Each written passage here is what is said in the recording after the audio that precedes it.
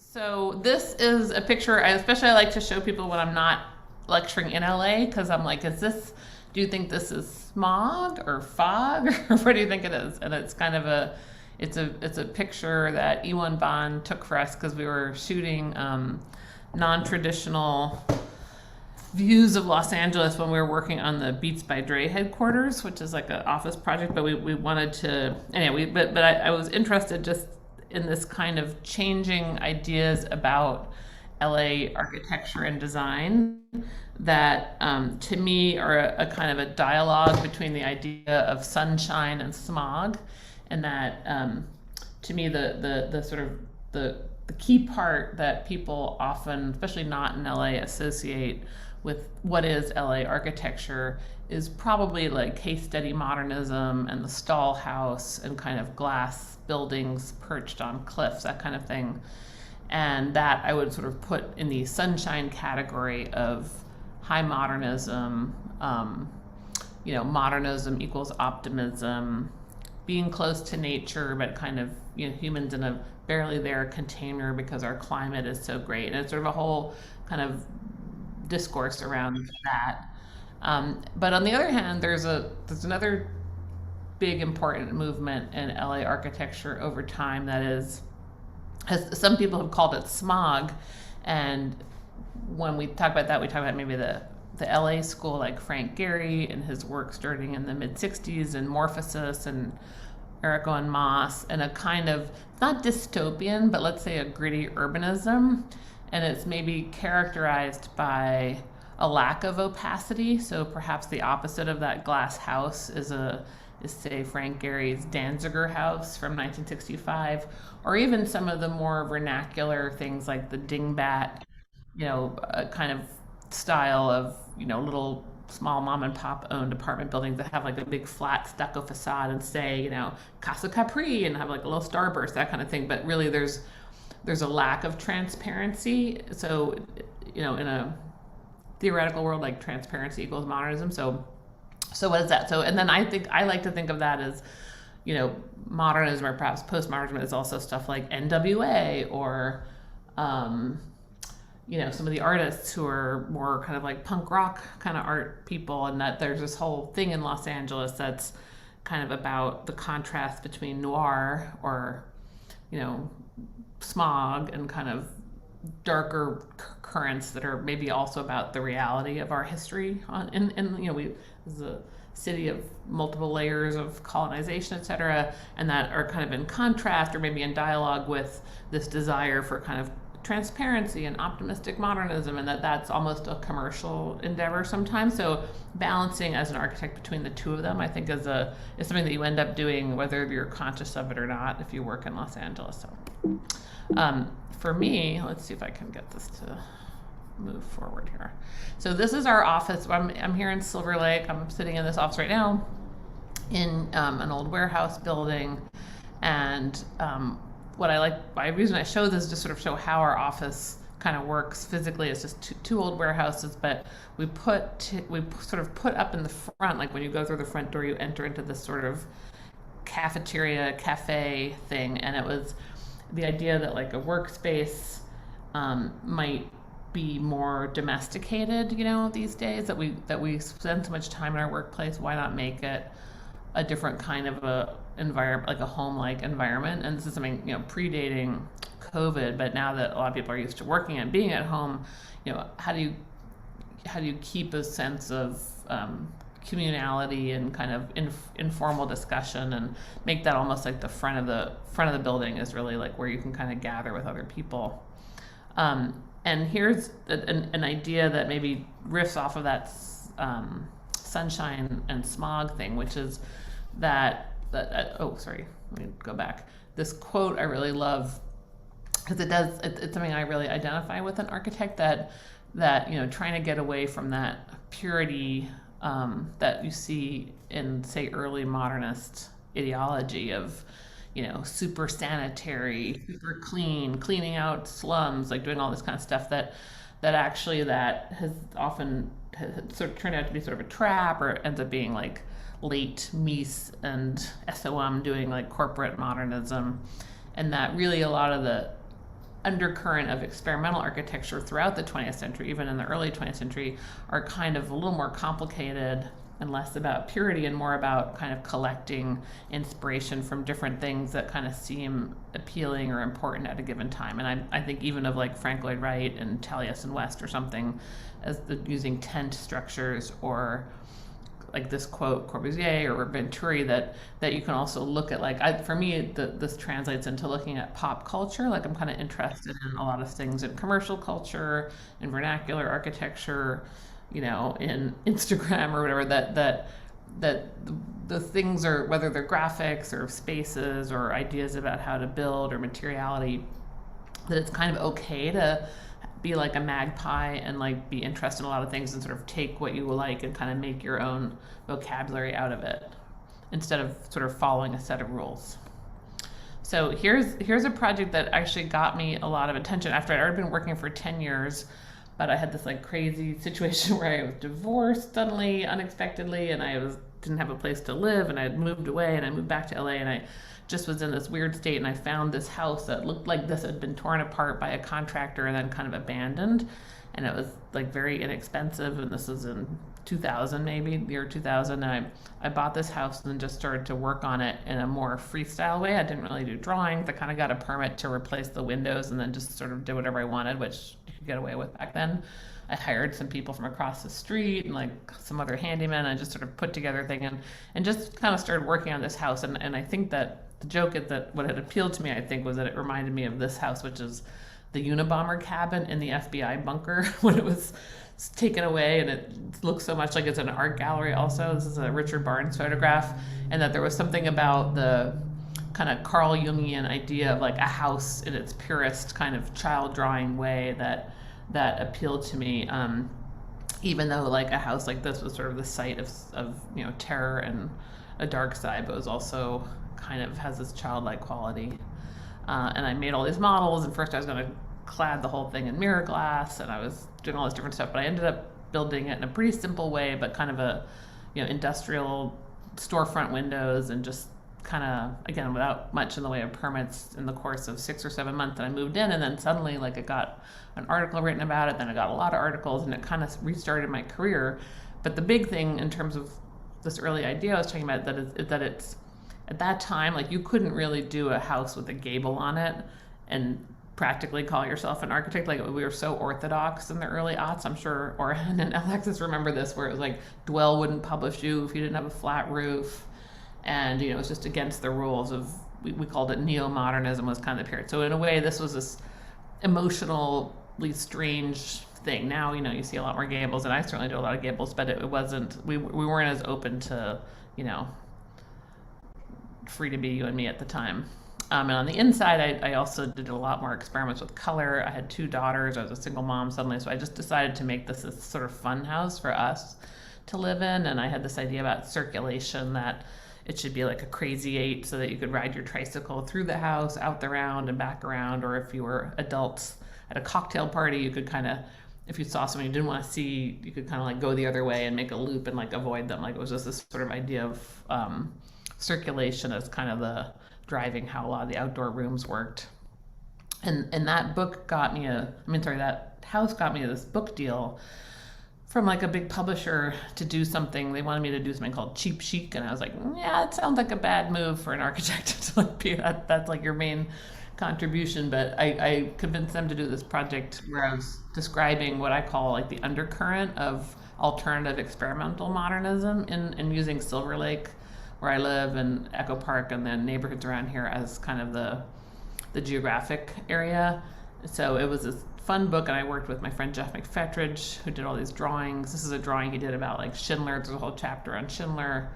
There was a bunch of different projects that were like Neutra houses or some new houses by other younger architects in the hills of LA. And also graphically, that was a big move to go away from what we call Swiss modernism, which again is like the high modernist way that most architecture books look. I'm sure you've noticed that. They're like clear text, one big image, etc., and to kind of make this more exuberant, kind of messy reality, and really photographing people in their houses the way they actually are, which is often kind of messy and is also often like left out of the books. So that was then, and that was like the early mid aughts. And then since then, I've done just tons of residential projects. These are some of my houses built from scratch around town, mostly. Um, Often we'll don't really do the interiors that much in terms of like buying couches and stuff, but we'll often do a lot of built-ins. I really am a big Schindler fan, and I'm a fan of a lot of stuff, but trying to like make each thing like an opportunity to try something different. Like the upper left one is probably the least expensive house built in Venice in the last 20 years or something that we did. And it's like a little house with that little blue thing is like kind of a shower inside the top floor bedroom. And different kinds of things, sometimes flirting with like the language of modernism in a kind of mid-century vein, but also trying different things kind of depending on the site and the context. I'm really interested in context. So even some more here, like the house on the left is one we just finished, where the whole house kind of is a pinwheel around this large peeler log. That's a column, like a structural column, but it's actually a tree. And the kind of main public spaces and the staircase are kind of winding around that. And obviously I love color and try to kind of use color to create atmosphere wherever I can in residential projects. Here's a bunch of more regular stuff. So, graphics. And then similarly in the world of retail and commercial architecture, I've done quite a lot of work, in restaurant design. Often we'll do like a flagship for somebody that seems kind of interesting, like we did Intelligentsia's first project, a cafe up in Beechwood. And that I kind of like. I like commercial. I don't love it. Like I wouldn't want to only do commercial, but what's really fun about commercial, if you're interested in it, is that it's you can do something a little more extreme, a little more, pushing the boundaries or exploring trends and messing with them. Because most retail is really about, or commercial is really for like maybe a maximum like 10-year span or something. It's not typical that it's meant to be more of a kind of pop culture, consumer culture moment. So it kind of lets you do stuff that you might not do. You can experiment with video and so that you might not do like in a residential or institutional project, because those you really kind of want to ideally live forever. I mean, if we had our druthers as architects, they would live forever. So I kind of enjoy doing those. And but what I wanted to talk about mostly today was just some housing ideas about housing, because here you are, architects in Los Angeles, or plan to be architects in Los Angeles, and surprise, we have this huge housing issue. And I think there is, right now, a lot of what you see getting built around you is really following a kind of a pro forma that's dictated by really the planning department and the rules around how we can build density. And the planning department and the city keep trying to find new workarounds and new experiments to try and encourage different kinds of building of density, but you tend to see things following, like the podium scenario where there's 2 stories of parking with some sort of fake retail in the front and then a bunch of housing on top, which is good for some density, but it's not really leading to like better walkable streets and community building, in my opinion. So I'm kind of interested in this more low-rise density problem, and this is a job that I got really because someone liked that house I had done up in Echo Park a long time ago, and they bought a site, five parcels of land, 5 building lots, and wanted to do a small lot subdivision. Small lot is one of these workaround tools that the city kind of invented to create a way so that a person might be able to take their single family or duplex lot and kind of divide it and build like 3 or 4 standalone housing projects instead of being stuck, trying to build on one house per single family lot, which is kind of how LA unfortunately has kind of gotten itself into a hole. So here we were able to do 18 houses on what had been 5.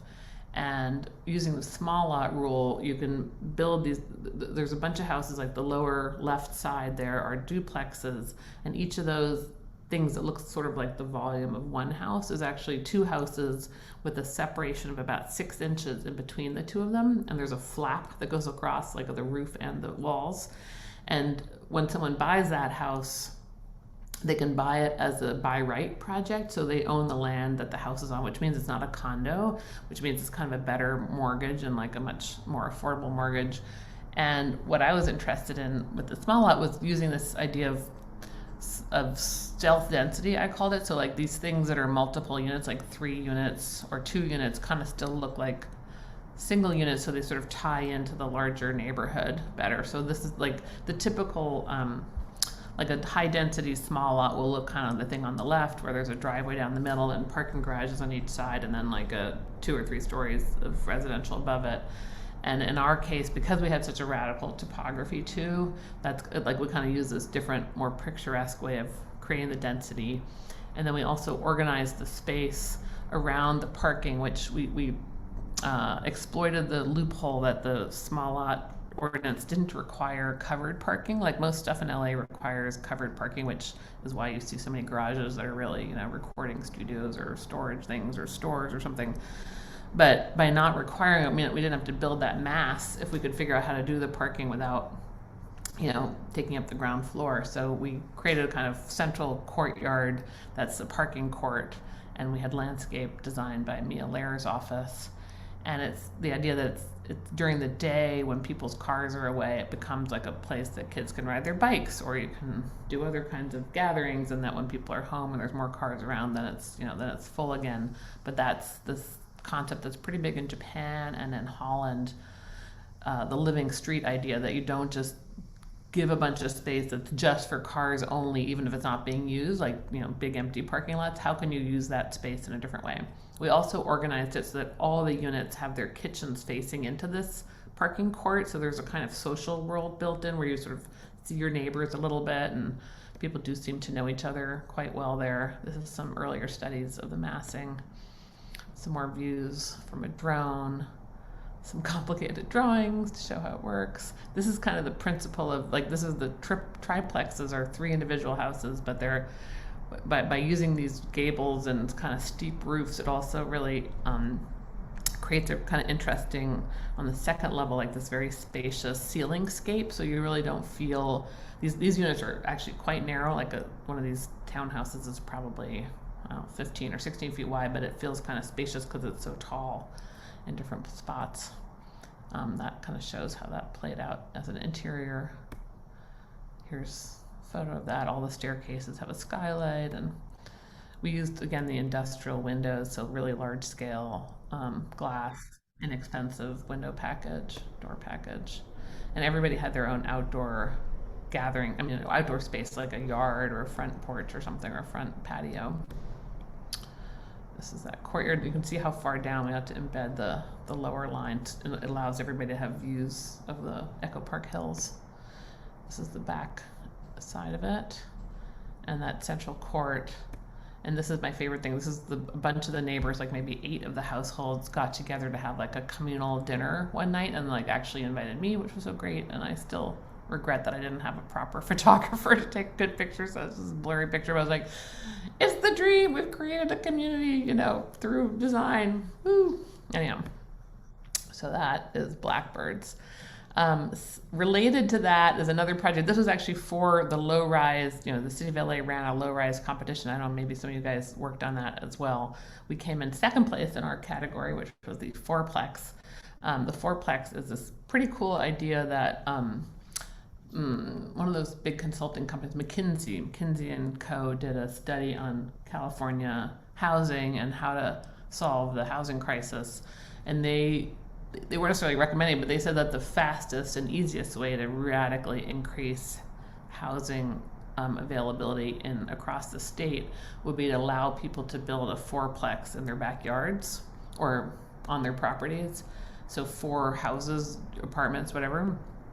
And I just, that came out a couple of years ago, and I've always been thinking about like doing a fourplex demo. So when the low-rise competition came up, we decided to enter the fourplex category, and I was interested in the neighborhood called Frogtown, which is like a really interesting neighborhood between Riverside Drive and the LA River, and kind of near Dodger Stadium. And it's it's a medium to lower income neighborhood. Some renters, some owners. The houses are very small. I think it was originally built out as worker housing for people working in factories and stuff around downtown. But it has these weirdly like skinny lots, but very, very deep. And so I thought it would be a great place to experiment with how to densify neighborhoods without destroying the character and the community of the existing neighborhood. So in this case, our proposal was to do this idea of a fourplex, but very much in those deep backyards, so that, as in this photo shows, like the front, the houses that exist are to remain. You know, they would be there across the way, I mean, across the board, and then you could kind of have these things pop up in the backyards that essentially allow like 4 more families to live on a lot. And so here's some of our drawings about that. This is like more of a graphic than a literal model, but the idea that there's really 4 independent units and everybody enters from a slightly sunken ground floor, kind of twisting around a central court that would also, like, the idea basically that the staircases act as natural cooling towers for each of the units. So by setting the entry point down, I think it's 3 or 4 feet, you kind of have a natural cooling system where the air that's getting sucked up through skylights is actually getting dragged down a little bit into a cooler space, which is, you know, slightly subterranean. So we kind of have that. That's one of our big sustainability principles in this project. You can kind of see how these pieces fit together. There's a section. There's the house in front on the right. The landscape partner on this was Salt Landscape Architects. And that's that. So that was cool because we came in second, and it was just I'm trying to see if they're thinking about trying to let people do that in a couple places, like Spot Zone, to experiment with these ideas. And so we're kind of keep bugging them at the city to say, like, hey, would you want to like let us do an experimental fourplex in the back of one of these lots hypothetically, and find a partner who would want to do that. This is a speculative project that we did also about densification, but looking at a more dense type of idea. And you can see on this map, that's the LA River kind of winding through, and the black thing that says Bowtie Park and G2 Park is a massive park complex that's getting built through state and federal funds. But it's cut off from the city on the one side by a pretty big train track that's like the Metro Rail and the Surfliner, and then on the other side by the LA River.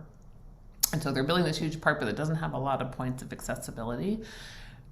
So below the river here is Frogtown, and above on the other side of San Fernando Road is Glassell Park.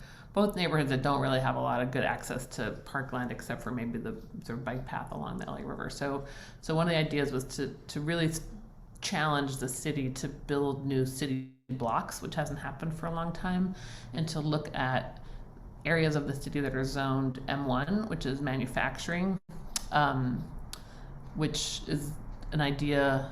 M1 zoning is there to keep jobs through, you know, commercial endeavors and manufacturing, et cetera, within the city limits. But in reality, most M1 sites that are in the city are being used for so-called creative office. So they're kind of white-collar jobs that have the buildings you can't really build, like maybe build 2-story buildings, but they're mostly like giant parking lots with like a couple of warehouses in them. This site, which is the pink area there, has, you know, 2 FedEx shipping points, a couple warehouses, 1 supermarket, and it's all land that was zoned M1 after the railroad came out maybe 20 years ago. But it seemed like a really underuse of a site that's adjacent to these amazing parks, this amazing kind of, this is the soft bottom part of the LA River, which is really a great kind of city amenity, and instead of that, it's just like FedEx depots next to it. So I was like, let's just show what it could look like. And so you can see we kind of put these streets in. Let me see if I have some better drawings. So this is kind of our proposal for what's right now just 1 story, a couple of warehouses. So taking some of the streets from Glassell Park and actually creating new streets through it. The city, by the way, has not built any new streets, I think, since Playa Vista, which is like the mid-90s. Like, there's literally no one's done any urban design in that way, which is insane. But anyhow, so new streets there, and kind of another kind of ring road going through and building up a big berm that allows you to bridge over the train tracks, because the trains that go through there are like double deckers, so you really have to get pretty high up to go over that. creating connectivity, and then also taking the tax base, which is the other reason people like to have manufacturing zones, because they want to have, commercial taxes. That's what goes to feed like a local neighborhood, and a council person district is, stores and offices and people paying commercial real estate taxes. So putting all the commercial stuff up against the highway, that's against the 2 freeway, and then making the rest of it residential, keeping the supermarket.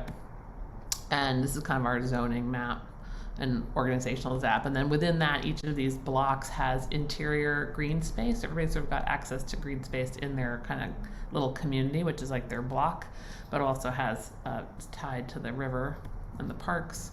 These are sort of the principles of how to do it. Like take the upper left picture is literally what's there now, these 1-story warehouses. And kind of stepping stones for that project, walkable neighborhoods. And here are some renderings of what we thought that could look like. In a way, it's more of an urban proposal than it is like, let's design this way, but we wanted to just show that you could have something that's also not, we took all the parking and put it into separate little parking, high density parking systems, so that all these housing units are, at the ground level also housing, not just parking lots or parking structures. So you kind of like really walkable neighborhoods. Let me see how I'm doing. Another project to show, this is a local project, is the Silver Lake Conservatory of Music, which was another former warehouse in Hollywood, but kind of more in a commercial strip of Hollywood Boulevard near Vermont and near the subway. And it's the second home of a what started as a pretty tiny local music school that was started by Flea, the musician from the Red Hot Chili Peppers. And it had grown in popularity enough so that they were able to buy their own building. And we got the wonderful job of turning it into like a music school, and also trying to engage with the street, because it is on a street that you can kind of like walk on. So taking this kind of former warehouse that had like a little lobby and then just a bunch of stuff behind it, and kind of opening it up, making it basically much more residential, which was a little more like what their original location had been. They were in a little storefront further down Sunset Boulevard previously. And we kept we kept the rug from their old place. We wanted to kind of keep some continuity from the old place to the new place. And so there's very sort of low-key living room space that's for parents waiting for their kids, and also for the teachers, who themselves are mostly musicians, to kind of hang out while they're waiting for their students. And then within the warehouse, we wanted to make it kind of kid-oriented. So the wooden box there is a series of 11 rehearsal spaces that each teacher kind of has their own teaching room. So there's maybe a little piano in there, or a cello, or what have you, and they kind of own their own spaces. And then there's a big performance space in the back, and this sort of geometric box in the middle that, in order to allow this big assembly space, we had to provide a huge amount of bathrooms, because that's sort of how code works. If you have assembly, you have to have bathrooms. And it was so big that we decided to just make that this sort of disco ball in the center. I'll show you that in a second, but these are just sort of how those little rehearsal spaces that are owned by the teachers work. And there's like a little corridor for the kids that kind of feels like they're in a village, kind of a Dr. Caligari type of village, so they can kind of walk along to their teachers thing. They go through like a check-in point, in the front of the building. And this is that volume that's housing the restrooms, but it's also acting as sort of a disco ball that takes the light from the existing skylights and kind of moves it through this big building. And on the other side of that front part is this performance space, the balcony, and very simple warehouse space. And that's the opening day of the show of the building. Now it's just had its 20th anniversary. And this project is the Beats by Dre headquarters. This is it's part of the tract in Culver City, the Hayden tract, that where a lot of Eriko and Moss's projects are, and now is sort of the home of several media companies. And our client, which was Beats by Dre headphones, bought 2 warehouses that they were under the way to be converted into kind of generic office space. So they bought them, and we sort of stopped the process and then redid the permits in order to kind of like open it up a lot more. They had been like a typewriter factory and storage building. One of the big strategies that we used was to connect, to create this main corridor through the two-story warehouse that acted as a connector between the parking garage. There was already an existing parking garage on the other side of the building, and then the front lobby on the opposite end. And so sort of people coming in as visitors are kind of connected to this bigger kind of gallery. On the left is a big boardroom hidden behind mirrored stained glass. Mirrored, what do you call it? Stainless steel. And there's a sort of museum type of stair that is, that kind of connects the two levels. And then within that, on that street is also this coffee shop. So people coming in from the parking or coming in from the front kind of come to the coffee shop. There's also all the bathrooms are down this tiled area. So you kind of have these ways of really bringing everybody together. Everybody every day will come by this corner at some point. So you have kind of increase the connectivity between the different people working there. And we also made these two big atrium spaces. So this is one of them. We cut up the roof and made these huge skylights because this building had, I think, like 7-8 foot ceiling height and was a bunch of columns that we couldn't mess with because this area, the Hayden Tract, is right off of Bologna Creek, and Bologna Creek is really surrounded by sediment and silt, and so to build a new column you need an 80-foot deep caisson underneath it. So you don't really want to mess with anything existing if you can help it.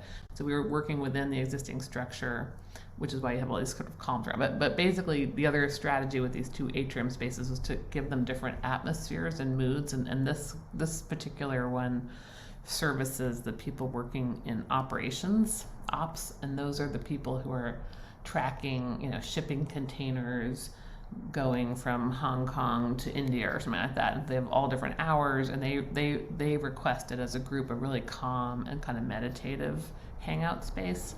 So they got this sort of dark blue, moody atmospheric room. If we're looking at this diagram, they would be on the right, and on the kind of corridor that I was talking about, the main drag is obviously going through the middle, and then there's another atrium on the left, and a little diagram about how our skylights worked.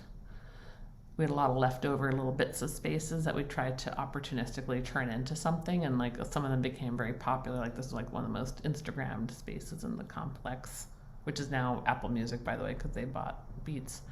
This is the opposite atrium, which was owned by the marketing department, who really just wanted like art school kind of environment and white walls with washable things. There's a secret library off of one of the doors here that's totally tricked out to look like an old-fashioned research library. And there's also like this is a stair that's behind that really big stair that we wanted to have a kind of introverts friendly stair. If you didn't want to be seen going up and down the big gallery stair, you kind of like dart down this little one and go get your coffee and go back upstairs. So multiple kinds of circulation paths for different personalities. These are some of the meeting rooms with those photographs that we commissioned. Some of the graphics, we did all the graphics and wallpaper. That really helped us establish different neighborhoods within it. So there's different quadrants. Like this, for instance, is the executive zone. So we were being kind of funny and made all the executive stuff, gold and silver plywood was the pattern that we chose for that.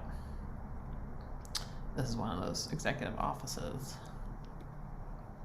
Some more big mega murals. We wanted to, the company is like a mixture of old school music business with like Jimmy Iovine and Dre, and then technology, like building these sort of high tech headsets. And so it's sort of music business glitz meets tech productivity and openness. And here's another totally different kind of a project. This is the construction photos of Lautner's Silvertop, which is a house in Silver Lake that we restored and did some remodeling of recently. This is how it looks now after some tricked out lighting and flora. Wonderful thing about Lautner projects, he was a student of Frank Lloyd Wright's at Taliesin and really internalized the idea of organic modernism, which kind of Wright's own sort of invention that rather than humans using, say, rectilinear geometry to defined space, we should look to nature for formal inspiration and a way of connecting more to the natural world as well. So in this building, those two big curves are brick walls that are, I think, maybe 9 feet tall. And what you can barely see, like in the middle, there's a kind of a tortoise shell shaped thing. That's this concrete shell that rides over it that creates like the main drama space. But on each end of the tortoise shell between the brick walls is just some glass walls. So it really feels more like a pavilion space. Here's a plan of our plan of the space. And these pink areas are places that we were able, that had never been finished according to the original drawings. All of Lautner's work is archived at the Getty, so we did a couple days of research there and documented all the drawings that they had, which was tons of drawings because this was like probably a 12-year project. But we, so we were able to work on the kitchen, the primary bathroom, and this thing called the Crow's Nest, and also a guest house that's down below. And this is just fun to show. This is sort of this. So Lautner and the client were inspired by some of the experiments going on, both like in highway construction, like infrastructure, but also Pierre Nervi's concrete shells, like thin concrete shells. And there's a Saarinen chapel at MIT that's got a very similar roof structure to Silvertop. When it was originally designed, it was actually designed as a wood-framed long span piece. But then they switched to this concrete shell idea, which makes it really the first of Lautner's big shell structures. It's supported by these 4 piers, which remain to this day kind of rough and unfinished. And that's a really cool thing that you see a lot in Lautner's work, even though he's sort of seen as the super swanky, whatever, TV show villain or something, kind of architect's lair person. But there's always this really interesting dialogue between the raw and the cooked, so sort of like the unfinished rough something, and then some really elaborately fancy detail, like a brass trimmed terrazzo or something. And here's a picture from now. So you see that brick wall running along. That's one of the curving walls on one side, and the one in the foreground on the right. It's the other one, and then the roof just kind of swoops over, and it's glazed on both sides, so you can see right through the middle of it, and it sits at the crown of the hill, so that really the hill itself looks like, the shape of the roof almost looks like just sort of a natural outline of the peak of the hill. This is the kitchen inside that we did because it had never been finished, and in the far back you see like big horizontal wood on the wall and the brick. That's the original wood, which is a Monterey cypress from Northern California. And in all of our work we wanted to keep exactly the same atmosphere, like the tone, but we wanted to make sure we didn't muddy the historical record by having like a bunch of new materials. So we took the same cypress and used it everywhere, running vertically. And we also did stuff like our cabinetry is kind of organic in plan and extruded up, so it's kind of wavy, whereas in the original house, the older parts, anything that's cabinetry or built tends to be flat and not organic. Like the bigger walls of the house are organic shapes, but everything interior is square. So there's a couple different ways of maintaining the legibility of the original versus the new, which is kind of important in the historical scheme of things. Like 200 years from now, you'll be able to tell, like, oh, that's the new part and that's the old part. Here's just I'll just show you some more fun pictures. We added a bunch of glass openings to open it up further.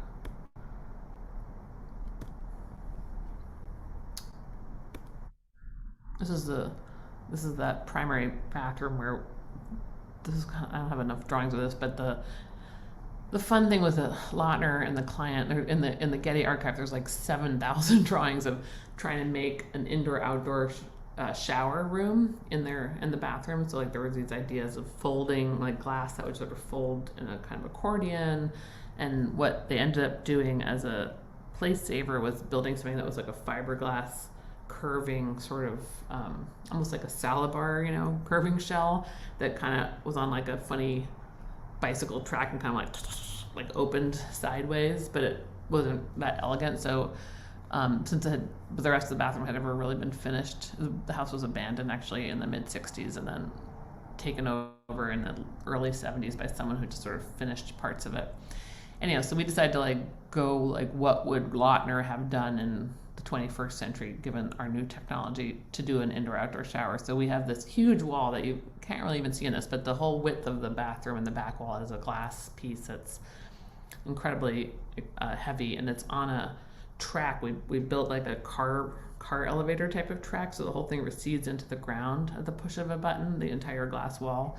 And similarly, there's a glass ceiling that's frameless on the front, and so they sit on each other typically, most of the time. But if you want to open it, you can press a button to, and that entire thing recedes, so it sort of goes completely open. And so this shower, which you can kind of see in the upper left corner there, projects out into that open area, so you're like literally in an outdoor shower if you open it up. So that's our James Bond moment there.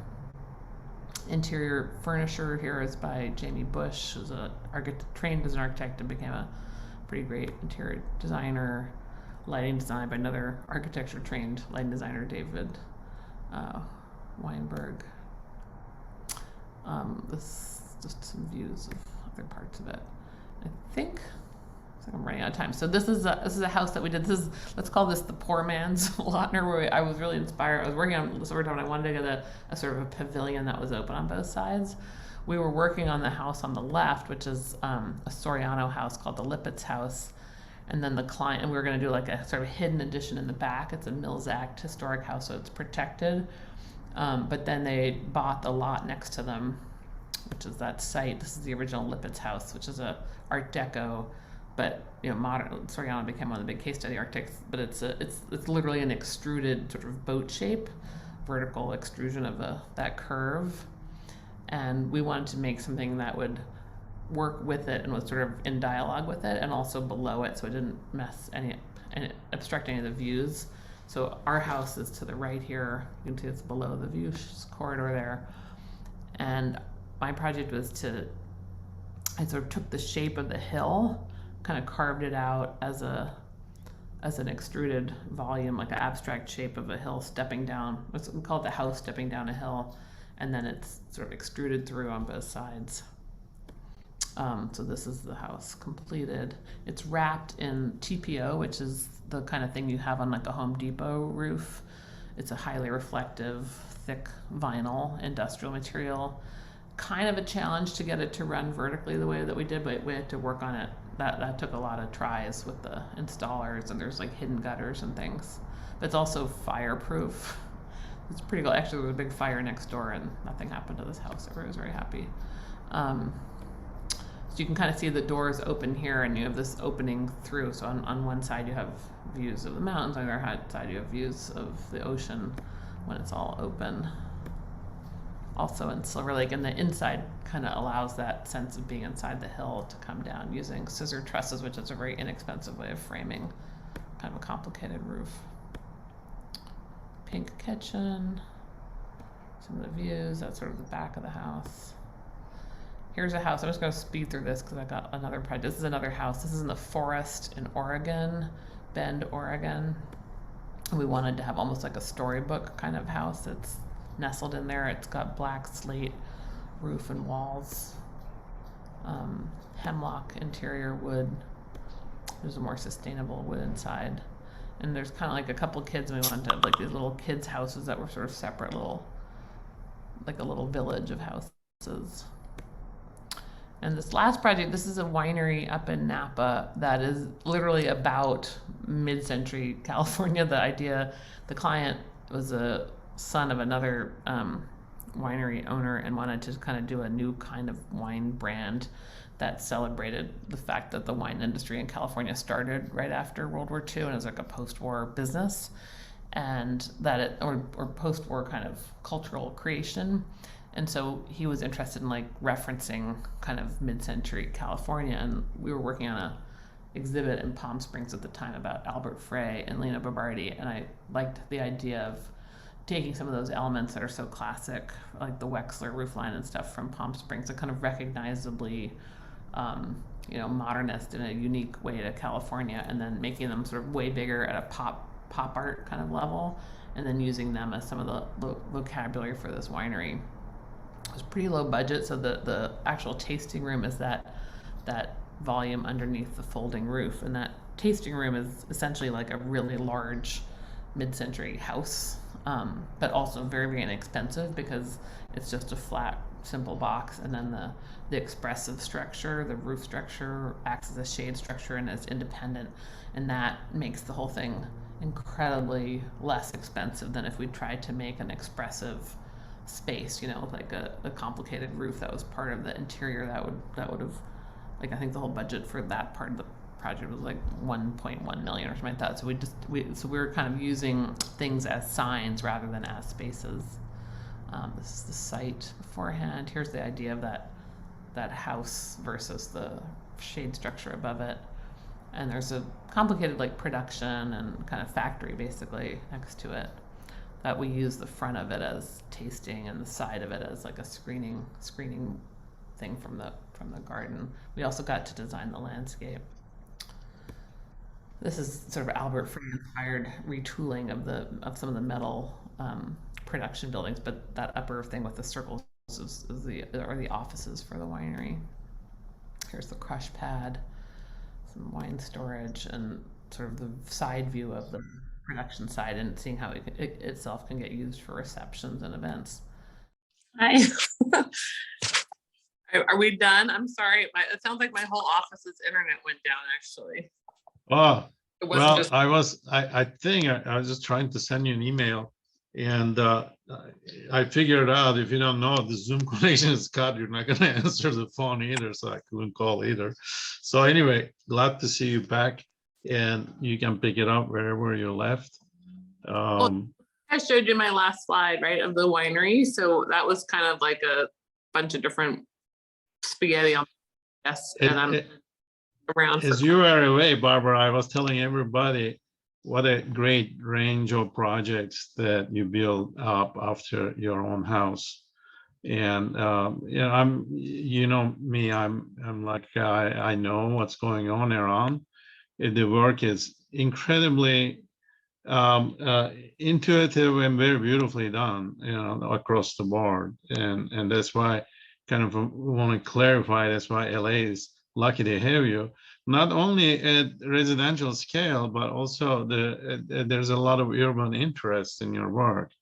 And can you talk about that a little bit more, maybe a couple more sentences to just to sum it up, but the importance of urbanism in our lives, in our city, and in our work? Well, yeah, I think one of the big things is understanding, how the city got to be the way it is now. I think a lot of, I'll say, civilians, non-architects and stuff, sort of take for granted that the city is the way it is just because it just is. It's like it's like nature or something.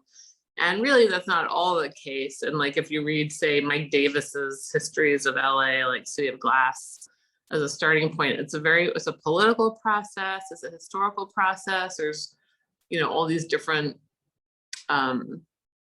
neighborhoods that have changed, demographically. And I mean, Orhan and I are probably the similar age, and you will remember this as well. When I was in grad school, this huge issue that we were all worried about all the time and talking about all the time was sprawl. It was not densification. It was like, I think there was probably like a 40% like surplus of housing. Like no one was building new apartments because like the stuff was empty, and people were building, home building companies like ELAC or whatever were building like crazy further and further out. They were like building all these housing in Palmdale and places that were 2 hours away. And it was like kind of a gas crisis, and just also it seemed like sort of sociologically bad news that like people were kind of living so far away that they, that for kids growing up or teenagers, it was kind of like they're like isolated in these like weird, in the middle of nowhere places. And that was like the big issue. It was like, oh my God. And then cut to, maybe whatever, 10 years ago, as the city's grown. And actually, like before that, I think it's in the 80s. Angie Brooks Scarpa is really the expert on this. Angie Brooks, and I don't know if you've had her talk, but she's such a genius. But in the 80s, the whole city downzoned itself. Like we were zoned for, I forget, like 15 million, like in terms of types of residential units, and they downzoned it to like 10 million. Of course, now we're like pushing 20, but they did it because of that, because there was so much like, well, they did it partially because of empty space, but probably there's also a fair amount of like racism and elitism in wanting a city that's stays as more of a single family type city. You know, Minneapolis faced similar pressures and recently rezoned their entire city to where there's supposedly like no zoning, like you could build anything anywhere, which the jury's still out on if that's going to work. But anyhow, so there's forces like that actually like will down zone, like where you can, like this thing I'm talking about with the manufacturing zones is so bananas, because sometimes they're in the most amazing places where you could build abundant, really great housing that would not bother anybody and wouldn't ruin someone's, you know, view or whatever it is that people are always complaining about in a NIMBY kind of a way. But instead it's got, you know, 2 FedEx warehouses. It doesn't make any sense, you know. So learning kind of that things aren't as they are for a good reason necessarily, but often for an arbitrary reason or a political reason or just sort of neglect. Like I personally think that the planning department needs a bunch of architects in there thinking, you know, proactively about how to build more stuff in the city and make more housing and make it more affordable, and not essentially leaving it for developers to solve the problem or just throwing up obstacle after obstacle because of bad, you know, rules that don't make sense anymore, don't realize that people are becoming less dependent on the car, that you could, you know, you could change kind of the car dependency. You know, the rules around parking would radically change how we build housing, stuff like that. Anyhow, so it's kind of an area that you can be an activist in. It's a weird thing though, because if you're an actual architect, you're kind of a more of a gun for hire. So you aren't necessarily out there leading the charge unless you're doing it sort of theoretically or creating a concept, you know, with a developer that you're going to make one. Like the Blackbirds was essentially like a developer hired us to do this project that was sort of a legacy project that looked what small lots would be, just to kind of make a sort of a good small lots project. And, you know, it was profitable for them, so they're happy, but it also was, I probably spent a lot of my own time and money on it because I wanted something out there that wasn't just generic. For you, it was more like a test piece, and you know, in your other projects, the densification, they're like experimental projects. I bet you always get hit by, oh, they are expensive, they are this, that, you know, like, but for architects engagement is more like a testing the piece, and okay, somebody comes and asks you to do it, you know, half the price, you know, your services would be still very valid, and you know, it could be, if it could be done, you know, that way. And that's interesting. I'm just reflecting one of the person who responded in the chat section. I don't know who he is, but the only rich people and the investors, not for average worker. I mean, this kind of it's a little bit of glib criticism of you know, like somebody like you foraying into and experimenting different formulas and solutions. I mean, I'm not the lawyer at this point, but really, I mean, I would, without thinking, you know, like come to your defense on that one, because it's not, you know, don't shoot the messenger, man, you know. Oh yeah, well, I didn't see the comment, but I totally hear that. I think that that's a valid thing too. I mean, again, this is the issue with being an architect, that you aren't a developer, right? You're not coming up with I mean, you know, the for-profit formula. Like I'm interested in like creating community and making things a better place, you know, leaving things better than before, you know, we like not ruining stuff. But I think that that's the trick right now with, you know, building affordable. Like we're doing a synagogue, our first institutional project, but what was cool is a very progressive synagogue, and they decided that they got some extra piece of land to their complex, and they decided that they wanted to build housing as part of it. And so we recruited, like there's a kind of like to do actual like affordable housing tax credit architecture, there's a bunch of skills you have to have, and you have to know how to use I think it's called Lido. Like you have to learn it by doing it.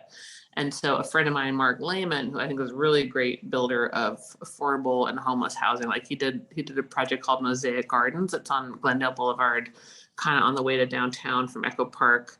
It's really great. I think it's like 550 units, it looks beautiful, but it's also like those units were built for, you know, maximum like a couple hundred each, all tax credit funded. So I recruited him to work on the housing project with us, and we've had to struggle with our own board of the synagogue, to say like, hey, you know, like, because they're like, well, it's too tall, we want to have smaller. And they're like, we can't get the tax credits unless we have at least 50 units, you know, like 50 plus units, because otherwise the cost of the unit per like the dollar amount behind the units becomes untenable to be publicly funded. And you know, we partnered with a nonprofit developer called CCSM, which is the coalition, community coalition of San Monica. Yeah. So they're essentially, so we kind of like have our 2-story synagogue school project, and then this 5 stories of housing on top of it. And that's, you know, a lot of the challenge in there is trying to get something that the board finds acceptable, that allows us to get under the radar, where we don't have to go to neighborhood review, because certainly if there's neighborhood review, the neighbors will be like, we don't want this, you know, 50 units of homeless housing, or it's actually senior, what do you call it?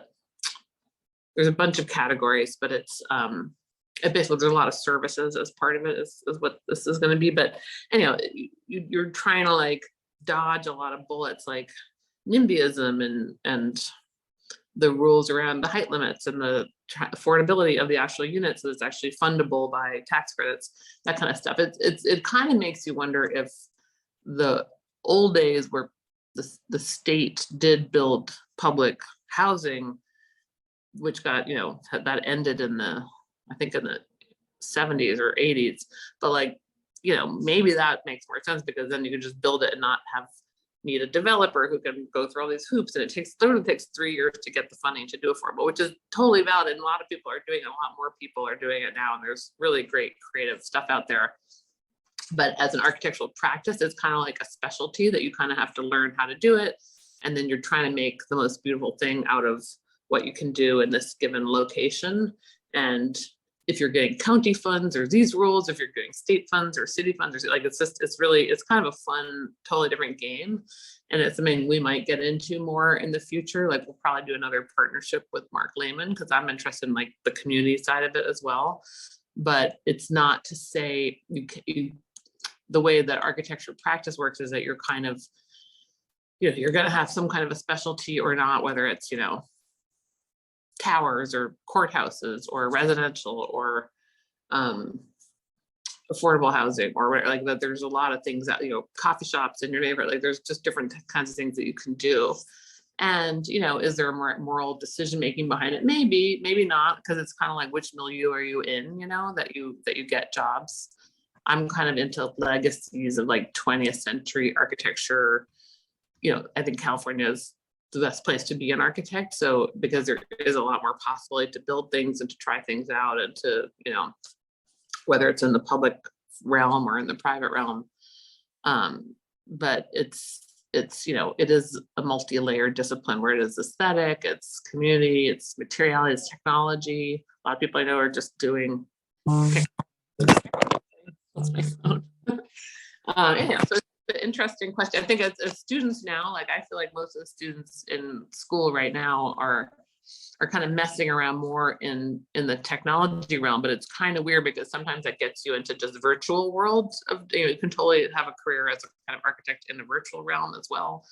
But then of course you don't really have any impact per se on the built environment around you. I'm kind of into like the urbanism of my neighborhood, my city, my, you know, the daily, like improving the daily life of the people in wherever we get to work on something. Maybe you can take a couple more questions from the students, Barbara, if you have time. Yeah, I can't really see the chat that well, so let me know if there's if a little bit, but yeah.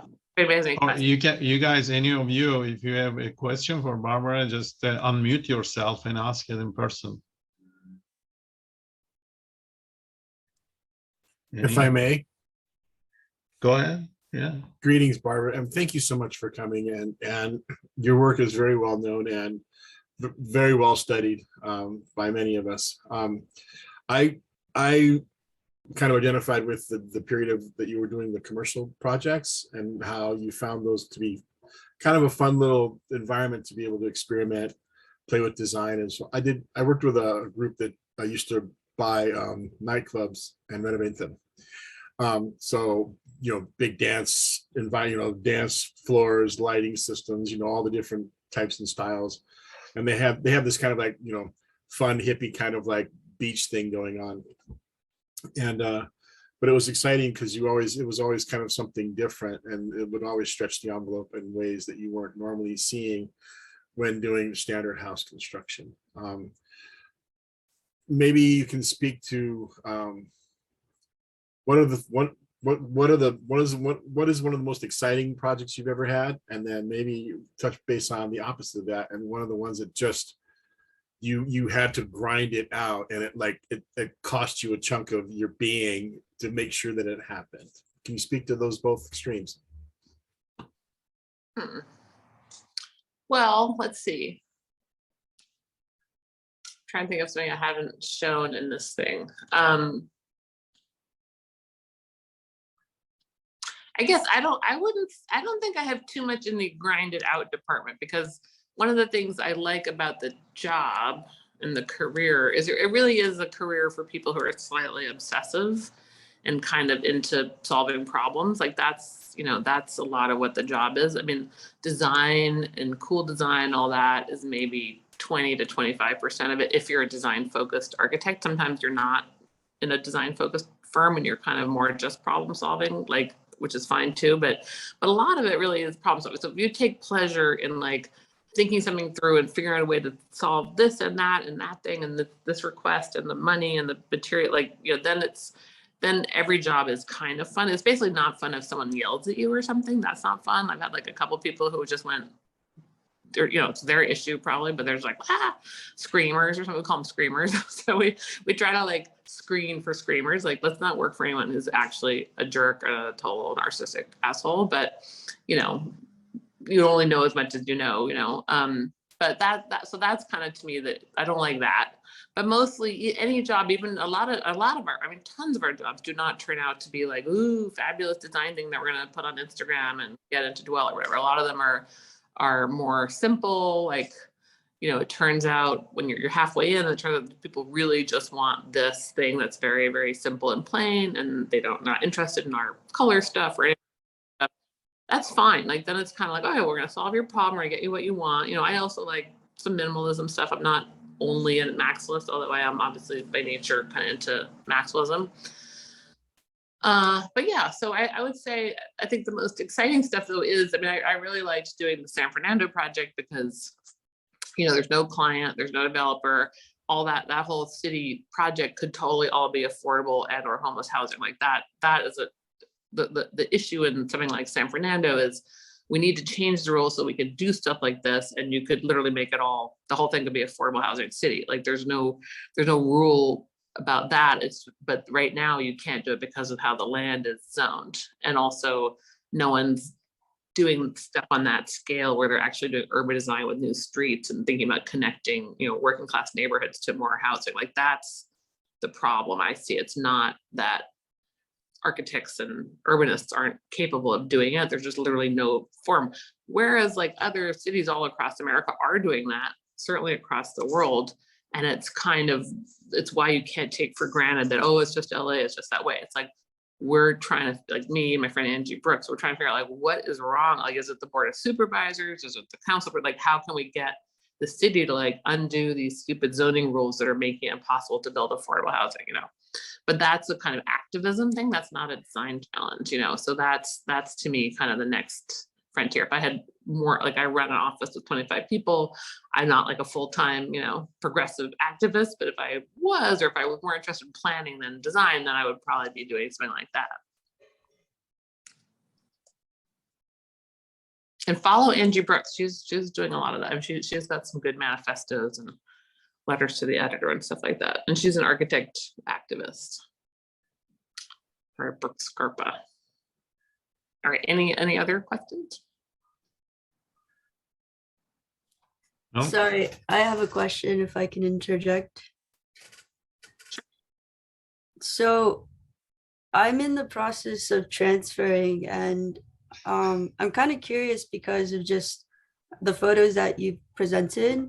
I, it seems like you guys are like a medium-sized company. So like I'm curious what your thoughts are post-COVID. I know you said that you are in the process of just figuring out how to make these places more communal or community-like.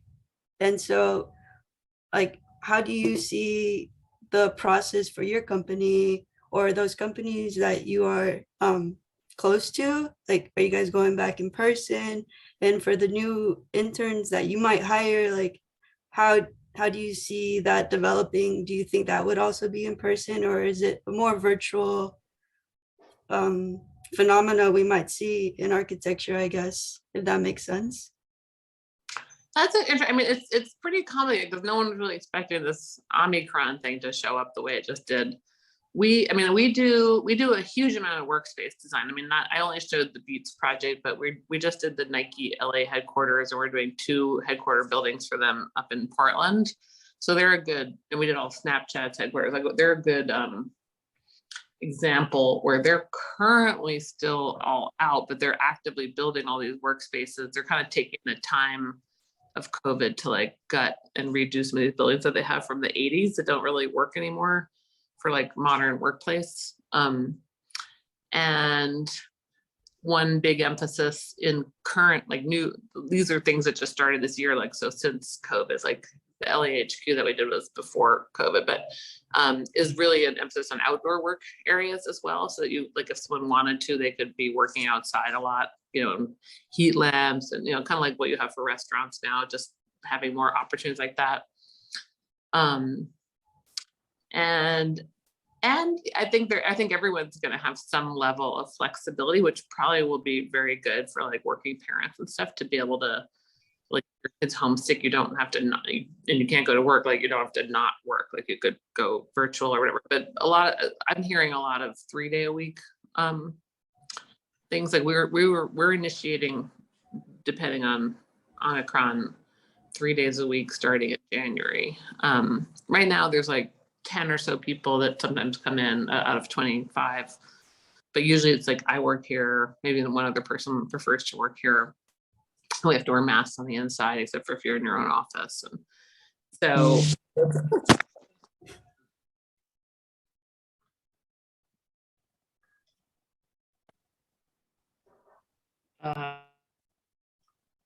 The camera is knocked down.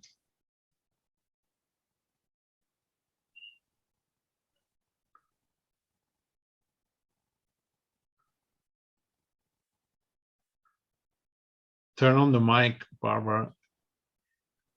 I think internship wise, I mean, you can do a virtual internship, but it's probably going to be a lot more useful as a learning experience to do something that's live or partially live. And I almost think if I was coming out of school right now and wanted to work in the field, it might be a good time to actually work in construction for like a year or something like that and kind of get a sense of the built end of the thing, just because you can actually be somewhere doing it. Because I think when you're starting out, it's invaluable to have a ton of conversations, and even just people helping you set up a drawing set or how to there's only so much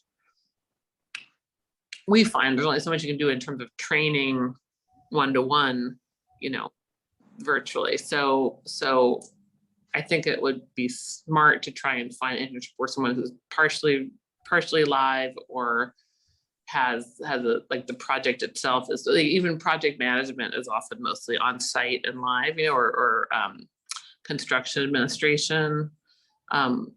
That I think that would be a good thing to pursue, but it's probably not a bad time to be in school. I guess a lot of the schools are live now. Like I'm going to some final reviews that are live next week, I think, in the next couple of weeks. So I think we're going to keep seeing a mixed bag if Omicron doesn't, ruin everything again. Hope. Any other question? I just wanted to quickly express my gratitude for your presentation. I found it very conversational and just really easy to understand everything that you were saying. So thank you so much, Barbara Bestor, for being with us today. Thanks very much. Valeria did also the poster, Barbara. Oh, really? Oh, I love the poster. I just sent it to Barbara, I also want to thank you. I just want you to know this. I know every once in a while I kind of tell you that I have 3 interviews I haven't. I'm saving for my book. One is you, the other one is John Baldessari, and the other one is guess who? Julius Schulman. And yeah, I haven't put that anywhere yet. I have, and yeah, but I'm saving it for the book. So, but thank you so much for coming. I hope our relationship with ELAC continues, and we will keep in touch with you as long as you are interested. It's a really rewarding experience to teach here for me. We have really talented students, and they're coming from background that you normally don't, associate too much about being in the forefront of their community as architects, but they are here, and that's what we are really pushing here. And there's hardly anybody architect's office in after the LA River eastward, and so it's like working on the trenches and raising this army of architects. Hopefully will practice where they did the most in our city. So thank you so much, and I'll. One thing, having ran a bunch of admissions programs over the years at schools, I feel like how people look at doing their portfolio, like if people are in ELAC, you transfer right out to finish somewhere else. Is that generally the deal? But I'm happy to do like portfolio review or sort of chat about that at some point, because I think it's weirdly like there's a lot of hidden rules, in portfolio building and how admissions and scholarships work at great schools that would probably be lucky to have anyone from ELAC, but like if you hit it wrong on the portfolio thing, that can be a big issue. So I'd love to, you and I can talk about that, but that could be something particular, because I've had a bunch lately where I'm like, these people seem like they're great, but their portfolio is not going to compete against so-and-so portfolio that the people, whatever they're getting. It's a whole thing. And the same thing honestly applies in the work world, portfolios, the weird issue that's I don't like the hidden rules, but there's a lot of them. So it just happens to be I'm teaching portfolio class also, and it's like I have first year students, the first semester students. We're getting them start to do their portfolio. It's just kind of like a mirror, and how to archive your work, how to put it, how to set up a structure of your this ongoing work, how you represent yourself. That would be great, and I will keep in touch on that issue. Okay. On that idea. Perfect. Thank you. You all. Thanks for listening. See you soon, Barbara. Bye.